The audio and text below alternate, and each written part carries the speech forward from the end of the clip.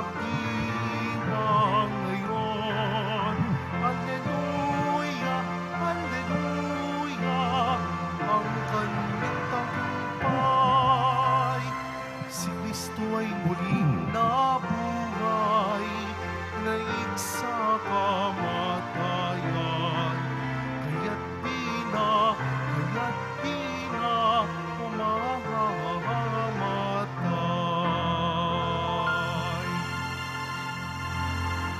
Simulan natin ang ating pagdiriwang sa ngalan ng Ama at ng Anak at ng Espiritu Santo. Amen. Ang pagpapala ng ating Panginoong Hesukristo, ang pag-ibig ng Diyos Ama at ang pakikipagkaisa ng Espiritu Santo naway sumainyong lahat. At sumaiyo rin. Mga kapatid, tinipon tayo bilang kaanib ng angka ng Diyos.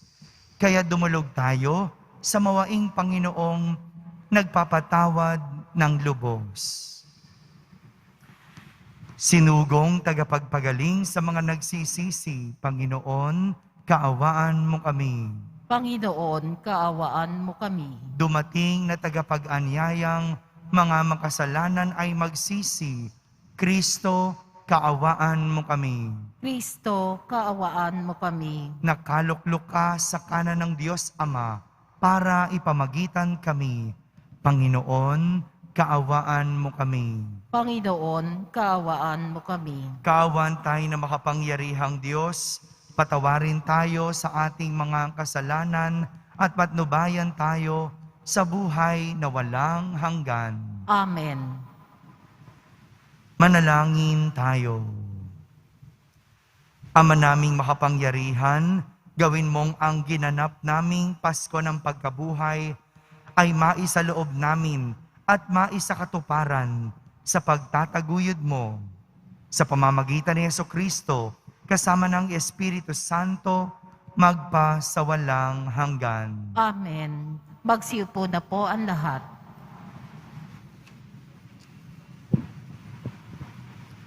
Pagbasa mula sa mga gawa ng mga apostol.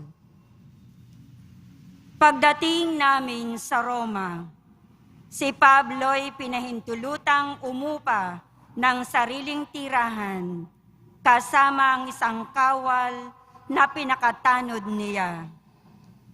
Makaraan ang 3 araw, inanyayahan ni Pablo sa isang pulong ang mga pangunahing Hudyo sa lungsod. Nang magkatipon na sila, sinabi niya, "Mga kapatid, bagamat wala akong ginawa laban sa ating bansa o sa mga kaugalian ng ating mga ninuno, hinuli ako sa Jerusalem at isinakdal sa kinatawan ng pamahalaang Romano. Matapos akong litisin, ako sana'y palalayain na, sapagkat wala naman akong ginawa na dapat parusahan ng kamatayan. Ngunit tumutol ang mga Hudyo, kaya't napilitan akong dumulog sa emperador, bagamat wala akong sakdal laban sa ating mga kababayan. Nagagapos ako ng tanikalang ito dahil kay Jesus, ang pag-asa ng Israel. Iyan ang dahilan kung bakit hiniling kong makausap kayo. Humigit kumulang sa 2 taong nanirahan si Pablo sa Roma, sa bahay na kanyang inuupahan, at tinanggap niya ang lahat na nagsadya sa kanya. Hayagan at walang sagapal na nangangaral siya tungkol sa paghahari ng Diyos at sa Panginoong Hesukristo. Ang salita ng Diyos. Salamat sa Diyos. Poon, ang mga mabuti ay kapiling mo parati. Poon, ang mga mabuti ay kapiling mo parati. Ang Panginoong Diyos ay matatagpuan sa banal na templo, at doon naman sa mataas na langit, naroon ang trono. at magbuhat doon ang pinagmamasdan ang lahat ng tao. Walang maliligid anuman ang gawin ng lahat ng ito. Poon, ang mga mabuti ay kapiling mo parati. Lahat ng mabuti, pati ang masama, ay sinisiyasat. Namumuhing lubos siya sa sawail na wala ng batas. Ang poon ay tapat sa gawang mabuti, siya'y nalulugod. At sa piling niya, mabubuhay silang sa kanya'y sumunod. Poon, ang mga mabuti ay kapiling mo parati. Magsidayo na po ang lahat.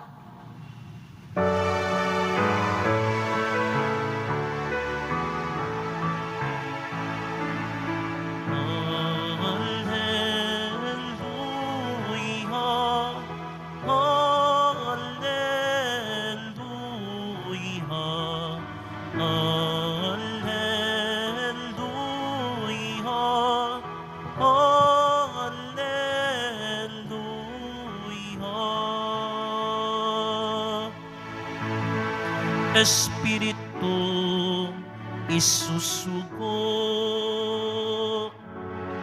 totoo ang ituturo, pangako ni Kristong Guro.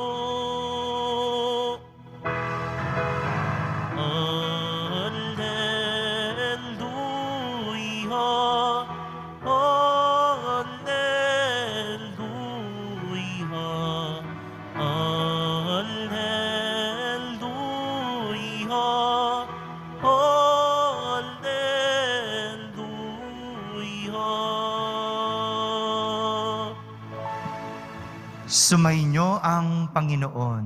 At sumairin. Ang mabuting balita ng Panginoon ayon kay San Juan. Papuri sa iyo, Panginoon.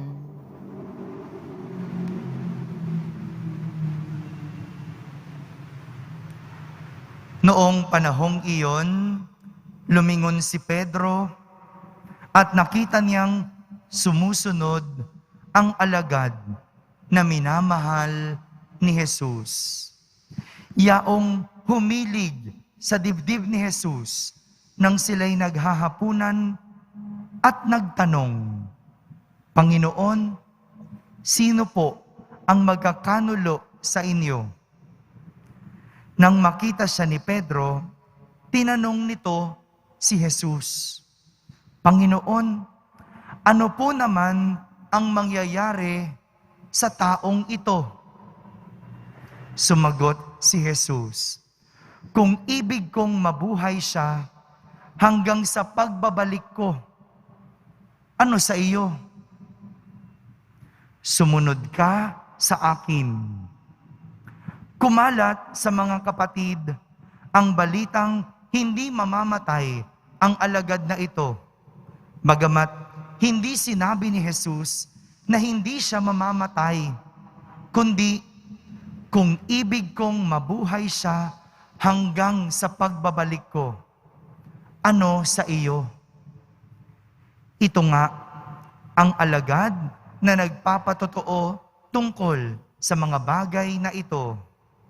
Siya rin ang sumulat ng mga ito at alam naming tunay ang kanyang patotoo. At marami pang ginawa si Jesus na kung susulating lahat, inaakala kong hindi magkakasya kahit sa buong daigdig ang mga aklat na masusulat. Mga kapatid, ang mabuting balita ng Panginoon. Pinupuri ka namin, Panginoong Hesukristo. Magsiupo na po ang lahat. Panginoon, ano po naman ang mangyayari sa taong ito? Ito po ang naging tanong ni Pedro kay Jesus patungkol sa kanyang pinakamamahal na alagad. Ano po ang mangyayari sa taong ito? Alam nating lahat na si Juan ang sinasabing pinakamamahal na alagad ni Jesus. Kumbaga, pwede nating sabihin na siya ang pinakapaborito ni Jesus. Sapagkat si Juan ang pinakamamahal ni Jesus. Pero hindi din naman ganon. Hindi nating pwedeng sabihin siya ang pinaka-paborito. Sapagkat si Pedro, kilala bilang pinaka-malapit kay Jesus. Pinakamamahal o pinaka-malapit? Alin sa dalawa ang mas espesyal? Kung tutuusin po, wala namang dapat ipagkumpara. Hindi naman dapat nagkukumpara itong si Pedro. Bagamat hindi siya ang pinakamamahal, siya naman ang pinakamalapit. Si Juan, hindi man siya ang pinakamalapit, pero siya naman ang pinakamamahal. Walang dapat ikumpara. Pero ito ang hindi nakita ni Pedro. Kung kaya't siya ay nagtanong kay Jesus kung ano ang mangyayari kay Juan.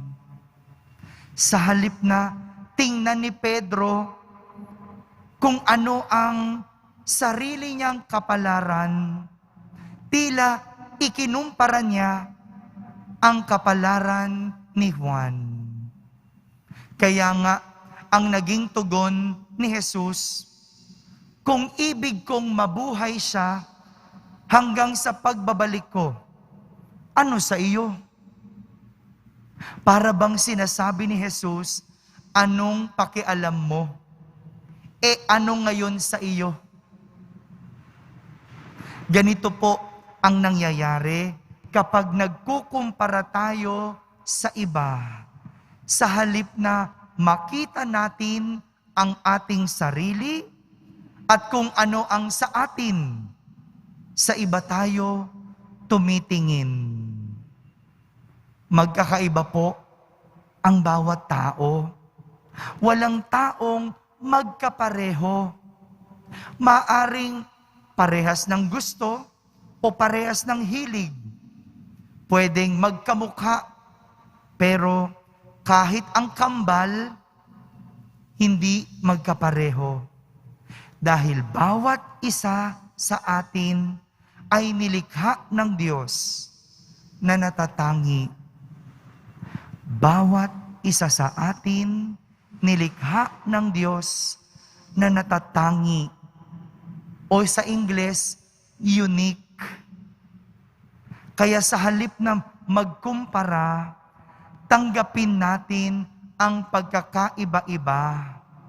Dahil sa pagkakaiba-iba, nagkakaroon ng isang magandang resulta. Parang isang puzzle. Kung ang bawat piraso ng puzzle ay magkakatulad, paano mabubuo ang isang larawan? Hindi maidudugtong o maikakabit ang bawat piraso. Ganito tayo nilikha ng Diyos. Magkakaiba-iba para maging magkakatugma. Hindi tayo nilikha para mag-isa, kundi para maging isa. Ulitin ko po, hindi tayo nilikha ng Diyos mag-isa. Nilikha niya tayo para maging isa. Kaya yung ating pagkakaiba-iba, nagbubuklod sa atin para maging isa. Kaya wala tayong dapat ipagkumpara. Si Pedro, hindi dapat ikinukumpara ang sarili kay Juan. Dahil bilang alagad ni Jesus, lahat sila mahalaga. Lahat sila kakaiba para makabuo ng isang misyong maganda. Mga kapatid, hindi tayo dapat nagkukumpara. Sa halip, tanggapin ang sarili bilang kakaiba na kapag isinama sa lahat, ang bawat isa sa atin ay mahalaga. Amen. Magsitayo po ang lahat.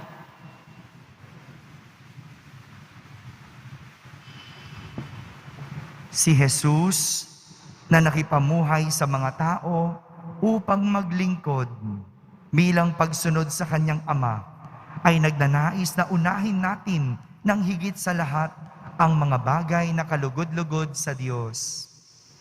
Ating sambitin sa bawat panalangin, Panginoon, Ikaw ang lahat sa amin. Panginoon, Ikaw ang lahat sa amin. Ang mga pinuno ng simbahan, naway maging mga tunay na lingkod na kumikilos ng may pagmamalasakit na katulad ng ipinakita ni Kristo sa kanyang mga apostol. Manalangin tayo. Panginoon, Ikaw ang lahat sa amin.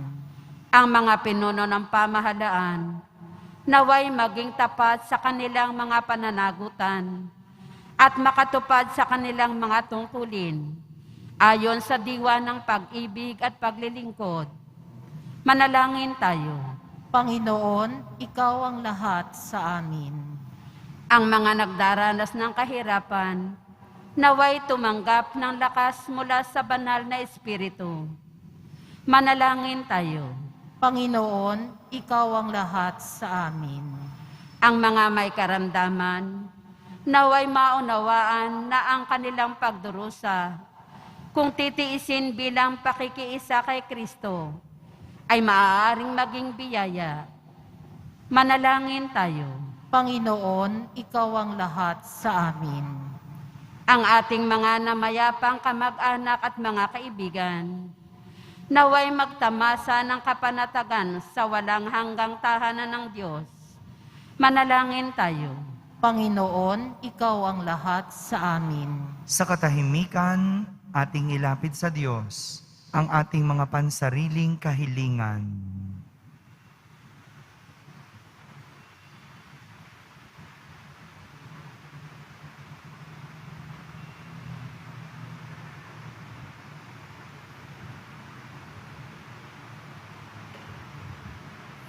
Manalangin tayo. Panginoon, Ikaw ang lahat sa amin. Ama, binigyan ng iyong anak ng higit na pagpapahalaga sa lahat ang mga bagay na makalulugod sa iyo, kahit humantong pa sa kanyang pagpapakasakit para sa sangkatauhan.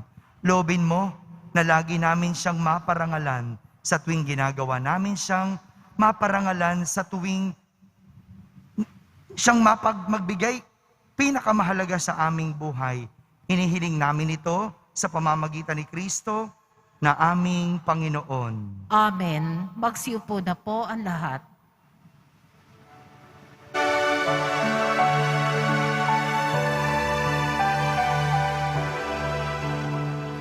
Panginoon, narito ang alay sa iyo, nagmula sa iyong bayang masayang nagsalo, aming sanang mga alay, gawin mong totoo.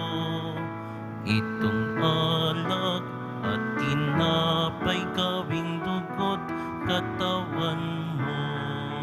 Panginoon, Panginoon, alay sa iyo, ng iyong bayang nagpupurit, nagkakaisa sa iyo.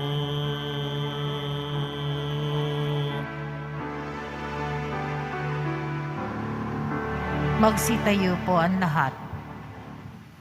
Manalangin kayo mga kapatid upang ang paghahain natin ay kalugdan ng Diyos Amang makapangyarihan. Tanggapin mawa ng Panginoon itong paghahain sa iyong mga kamay sa kapurihan niya at karangalan sa ating kapakinabangan at sa buong sambayanan niyang banal. Ama naming lumikha, sa banal na paghahaing ito, maihanda nawa ang aming kalooban sa pagdating ng Espiritu Santo na siyang ikapagpapatawad ng mga kasalanan. Iniluluhog namin ito sa pamamagitan ni Jesucristo kasama ng Espiritu Santo magpa sa walang hanggan. Amen. Sumainyo ang Panginoon. At sumaiyo rin. Taas sa Diyos ang inyong puso at diwa. Itinaas na namin sa Panginoon. Salamatan natin ang Panginoong ating Diyos. Marapat na siya'y pasalamatan. Ama naming makapangyarihan, tunay ngang marapat na ikaw ay aming pasalamatan. Ngayong ipinagdiriwang ang paghahain ng Mesiyas, ang maamong tupa na tumubos sa aming lahat. Sa paghahain ng sariling buhay at sa pagkabuhay ng anak mong mahal, nabuksang ganap ang iyong tahanan at kami pinaghaharian mo'y naging kasambahay. Sa pagkamatay niya sa krus, nalupig ang kamatayan. Sa kanyang pagkabuhay, naging buhay siya ng tanan. Kaya kaysa ng mga anghel na nagsisiawit ng papuri sa iyo nang walang humpay sa kalangitan, kami nagbubunyi sa iyong kadakilaan. Santo, Santo, Santo, Panginoong Diyos ng mga hukbo, napupuno ang langit at lupa ng kadakilaan mo, o sana sa kaitaasan. Pinagpala ang naparirito sa ngalan ng Panginoon, o sana sa kaitaasan. Magsiluhod po ang lahat. Ama naming banal, ikaw ang bukal ng tanang kabanalan. Kaya't sa pamagitan ng iyong Espiritu, ay gawin mong banal ang mga kaloob na ito upang para sa amin ay maging katawan at dugo ng aming Panginoong Hesukristo. Bago niya pinagtiis ang kusang loob na maging handog, hinawakan niyang tinapay, pinasalamatan kanya, pinaghati-hati niya iyon, iniyabot sa kanyang mga alagad at sinabi, "Tanggapin ninyong lahat ito at kanin. Ito ang aking katawan na inihahandog para sa inyo."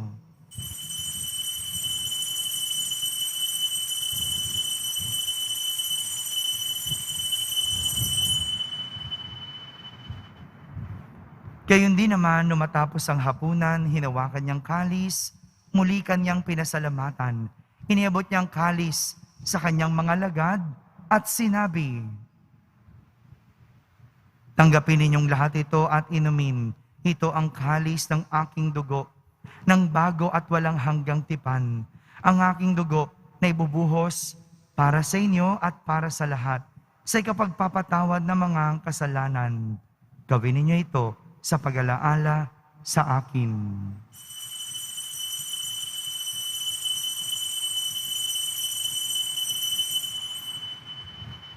Magsitayo na po ang lahat. Ipagbunyi natin ang misteryo ng pananampalataya. Si Kristo'y namatay, si Kristo'y nabuhay, si Kristo'y babalik sa wakas ng panahon. Ama, ginagawa namin ngayon ang pag-alaala sa pagkamatay at muling pagkabuhay ng iyong anak. Kaya't inaalay namin sa iyo ang tinapay na nagbibigay buhay at ang kalis na nagkakaloob ng kaligtasan. Kami nagpapasalamat dahil kami iyong minarapat na tumayo sa harap mo para maglingkod sa iyo. Isinasamo namin kaming magsasalo-salo sa katawan at dugo ni Kristo ay mabuklod sa pagkakaisa sa pamamagitan ng Espiritu Santo. Ama, lingapin mo ang iyong simbahang laganap sa buong daigdig. Puspusin mo kami sa pag-ibig kay isa ni Francisco na aming Papa, ni Jose na aming obispo at ng Tanang Kaparian. Alalahanin mo rin ang mga kapatid naming nahimlay na may pag-asang sila'y muling mabubuhay. Gayon din ang lahat ng mga pumanaw. Kaawan mo sila at patuloyin sa iyong kaliwanagan. Kaawan mo at pagindapating kaming lahat na makasalo sa iyong buhay na walang wakas. Kaisa ng mahal na Birheng Maria na Ina ng Diyos, ng kabiyak ng puso niyang si San Jose, kaysa ng mga apostol at ng lahat ng mga banal na namuhay dito sa daigdig ng kalugod-lugod sa iyo. May pagdiwang nawa namin ang pagpupuri sa kararangal mo sa pamamagitan ng iyong anak na aming Panginoong Hesukristo. Sa pamamagitan ni Kristo, kasama niya at sa Kanya, ang lahat ng parangal at papuri ay sa iyo, Diyos Amang makapangyarihan, kasama ng Espiritu Santo, magpa sa walang hanggan. Amen. Sa tagubilin ng mga nakahagaling na utos at turo ni Jesus na Panginoon natin at Diyos, ipahayag natin ng lakas loob. Ama namin, sumasalangit ka, Sambahin ang ngalan mo, mapasa amin ang kaharian mo, sundin ang loob mo dito sa lupa para nang sa langit. Bigyan mo kami ngayon ng aming kakanin sa araw-araw at patawarin mo kami sa aming mga sala para ng pagpapatawad namin sa nagkakasala sa amin. At huwag mo kaming ipahintulot sa tukso at iadya mo kami sa lahat ng masama. hinihiling namin kami iadya sa lahat ng masama, pagkalooban ng kapayapaan araw-araw, iligtas sa kasalanan at ilayo sa lahat ng kapahamakan. Samantalang aming pinananabikan ang dakilang araw ng pagpapahayag ng tagapagligtas naming si Hesukristo. Sapagkat iyo ang kaharian at ang kapangyarihan at ang kapurihan magpakailanman. Amen. Panginoong Hesukristo, sinabi mo sa iyong mga apostol, kapayapaan ang iniiwan ko sa inyo, ang aking kapayapaan ang ibinibigay ko sa inyo. Tunghayan mo ang aming pananampalataya at huwag ang aming pagkakasala. Pagkalooban mo kami ng kapayapaan at pagkakaisa ayon sa iyong kalooban, kasama ng Espiritu Santo, magpa sa walang hanggan. Amen. Ang kapayapaan ng Panginoon ay laging sumainyo. At sumaiyo rin. Magbigayan kayo ng kapayapaan sa isa't isa. Kapayapaan po para sa lahat.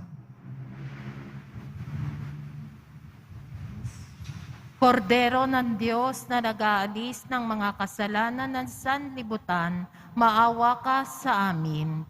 Kordero ng Diyos na nag-aalis ng mga kasalanan ng sanlibutan, maawa ka sa amin. Kordero ng Diyos na nag-aalis ng mga kasalanan ng sanlibutan, ipagkaloob mo sa amin ang kapayapaan. Magsiluhod po ang lahat.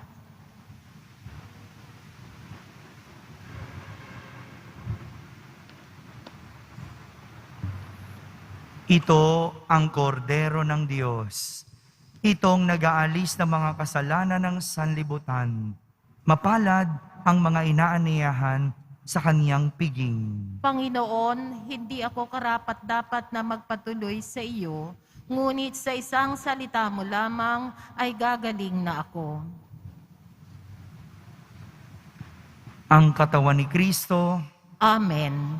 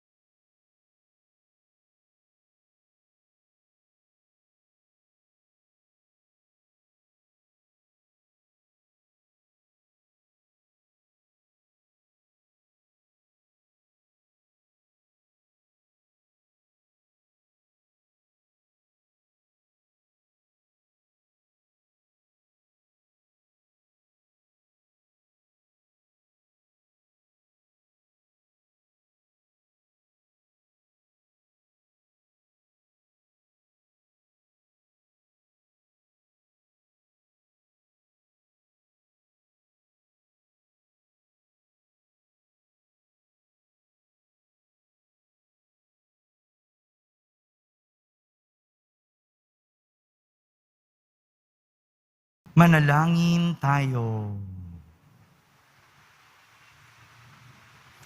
Ama naming mapagmahal, pahintulutan mong sa aming pagdalangin, kami itinawid mo mula sa luma patungo sa bago, na dulot ng banal na salo-salo ay makapagbago nawa sa aming kalooban sa pagsisikap naming ang lumay talikdan. Sa pamamagitan ni Jesucristo, kasama ng Espiritu Santo, magpa sa walang hanggan. Amen. Sumainyo ang Panginoon. At sumaiyo rin. Pagbabasbas ng Poong Yesus Nazareno. Mahal na Poong Yesus Nazareno, inihayag mo sa pamamagitan ng krus ang walang maliw na pag-ibig ng Diyos sa sangkatauhan. Pakinggan mo ang kahilingan ng iyong angkan na nagsusumamo sa iyo. Makamtanawan nila ang inyong katugunan at tanggapin ang kasagutan na may utang na loob na tinatanaw. Basbasan din po ninyo ang lahat na may karamdaman at nahihirapan sa pamamagitan ng bendisyon na ito, na may maalala nila ang mga pangako nila noon sa binyag, na ikaw ang kanilang iibigin at pagdilingkuran bilang Panginoon magpa sa walang hanggan. Amen. At pagpalain kayo ng makapangyarihang Diyos, Ama, Anak, at Espiritu Santo. Amen. Tapos na po ang ating pagdiriwang, humay kayong taglay ang pag-ibig at kapayapaan ng Poong Jesus Nazareno. Salamat sa Diyos.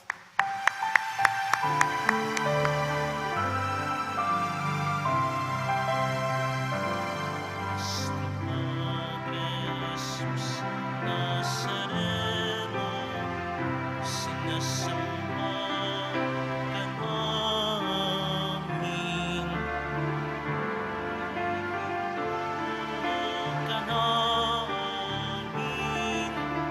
aral mo ang aming buhay at kaligtasan.